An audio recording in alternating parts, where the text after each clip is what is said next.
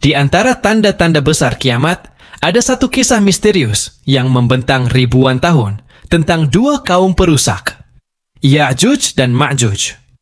Dua nama yang membuat gentar hati para nabi, menakutkan raja-raja besar, dan diabadikan dalam Al-Quran. Hari ini, mari kita menelusuri siapa mereka. Bagaimana tembok raksasa dibangun untuk menahan mereka? Dan kenapa tembok itu pada akhirnya pasti akan runtuh? Assalamualaikum warahmatullahi wabarakatuh. Selamat datang kembali di Lentera Kisah. Semoga Allah memberimu kesehatan yang tak putus, rezeki yang melimpah dan berkah, serta mengabulkan setiap hajat dan doa-doa baikmu. Amin ya Rabbal Alamin.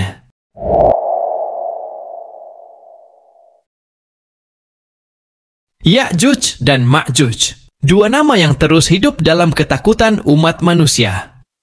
Dulu, orang-orang Persia kuno menyebut mereka kaum barbar utara.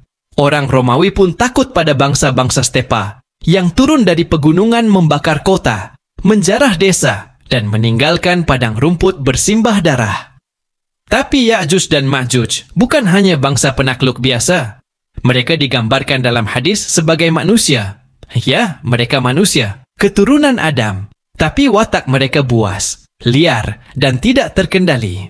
Imam Ibnu Katsir dalam Al-Bidayah wan Nihayah menuliskan, jumlah mereka kelak begitu besar. Untuk setiap 999 dari 1000 manusia di akhir zaman, 998 di antaranya adalah Ya'juj dan Ma'juj.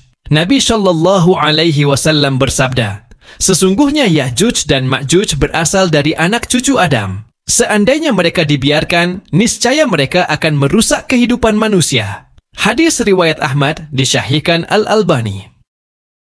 Zulkarnain, seorang raja perkasa. Al-Quran tidak menyebutkan namanya selain gelarnya. Zulkarnain, sang pemilik dua tanduk. Ada yang menafsirkan, tanduk di sini adalah simbol kekuasaan timur dan barat. Ada riwayat yang menafsirkannya sebagai Alexander Agung. Meski para ulama kebanyakan menolak ini, karena Alexander dikenal penyembah berhala, sementara Zulkarnain adalah raja mukmin yang tunduk pada Allah. Konon Zulkarnain memimpin bala tentara yang besar. Ia berjalan ke barat, hingga ia melihat matahari terbenam di laut berlumpur hitam. Lalu ia berjalan ke timur, sampai ia mendapati suatu kaum yang belum mengenal bahasa apapun, hanya bahasa isyarat.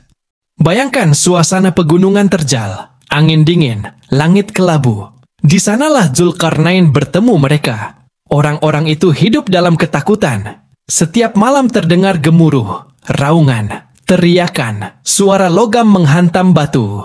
Para tetua pun datang menghadap Zulkarnain. Wahai Zulkarnain, di balik celah gunung ini ada kaum perusak, Ya'juj dan Ma'juj. Mereka datang setiap musim dingin, merampok ternak, merusak ladang, menculik anak-anak kami. Bisakah engkau membuatkan penghalang bagi kami? Mereka rela membayar upeti emas dan perak. Namun Zulkarnain menjawab, apa yang Rabbku anugerahkan padaku lebih baik.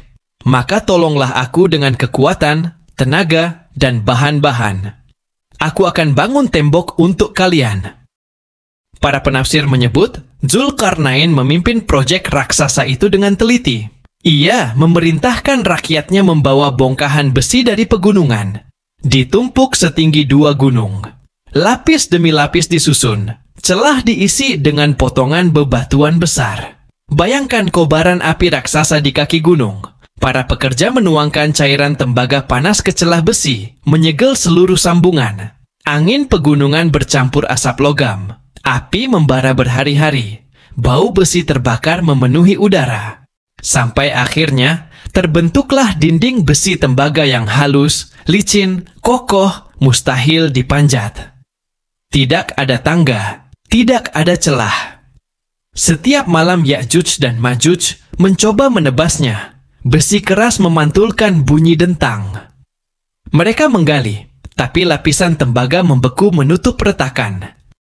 Setelah rampung, Zulkarnain berdiri di puncak tembok, memandang kaum yang dia lindungi. Ia berkata, Ini rahmat dari Rabbku. Tapi ingatlah, bila janji Rabbku datang, Dia akan menjadikannya rata dengan tanah. Dan janji Rabbku itu pasti benar. Quran Surah Al-Kahfi ayat 98. Tembok itu bukan keabadian. Ia hanyalah penghalang sementara. Karena kerusakan terbesar akan datang saat umat manusia lalai. Dan izin Allah pun tiba. Para mufasir meriwayatkan, setiap malam Ya'juj dan Ma'juj menggali. Siang, mereka kembali ke dalam. Ketika hampir tembus, pemimpin mereka berkata, "Besok kita lanjut." Tapi ketika kembali esoknya, tembok itu kembali utuh. Allah menutup lubang-lubang itu, mematahkan kesombongan mereka. Mereka menggali lagi. Begitu terus ribuan tahun. Banyak yang penasaran, di mana tembok ini sekarang?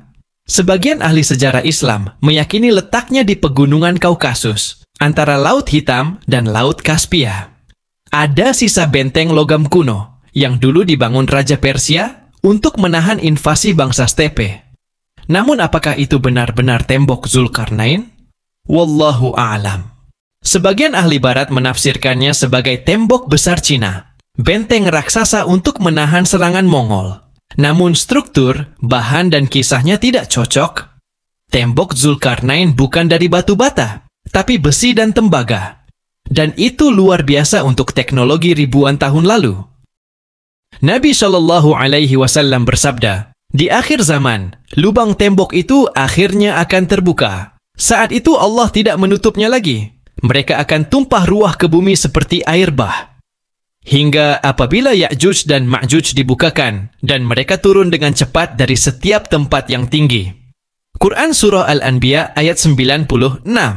Mereka akan menguasai lembah, merusak sungai, meminum habis danau Tabariyah. Gelombang manusia itu bagaikan semut hitam menutupi bumi. Ketika Nabi Isa turun membunuh Dajjal, para pengikutnya berlindung di gunung. Tapi Allah wahyukan padanya, "Aku telah mengeluarkan hamba-hambaku, yang tidak ada seorang pun sanggup memerangi mereka. Maka lindungilah hamba-hambaku di gunung." Hadis riwayat Muslim. Manusia di bumi ketakutan.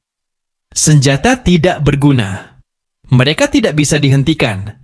Tidak ada kerajaan, teknologi, atau senjata pemusnah massal yang sanggup menahan mereka.